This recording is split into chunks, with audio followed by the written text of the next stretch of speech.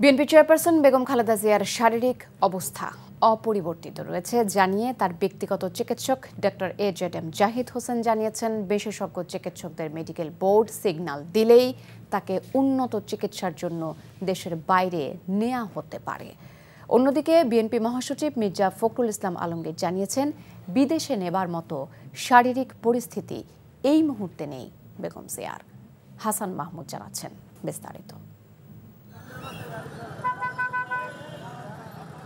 উদ্বেগ, উৎকণ্ঠা আর অজানা আতঙ্ক নিয়ে রাজধানীর এভারকেয়ার হাসপাতালের সামনে দিনভর অপেক্ষা বিএনপি নেতাকর্মী আর উৎসুক জনসাধারণের।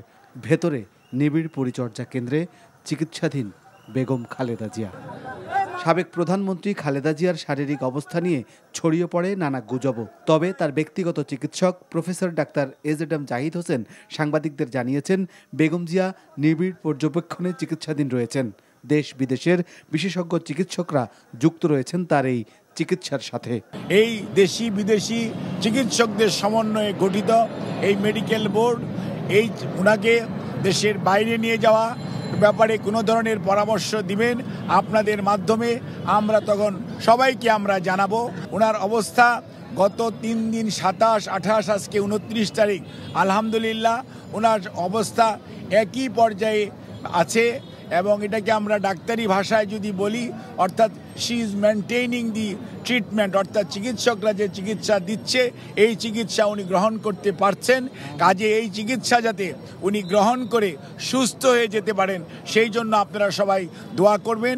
এদিকে গুলশানে বিএনপি চেয়ারপারসনের কার্যালয়ে সংবাদ সম্মেলনে দলটির মহাসচিব মির্জা ফখরুল ইসলাম আলমগীর জানান, বেগম জিয়ার জন্য গঠিত মেডিকেল বোর্ড তার উন্নত চিকিৎসার জন্য বিদেশে নেওয়া প্রয়োজন বলে জানিয়েছে।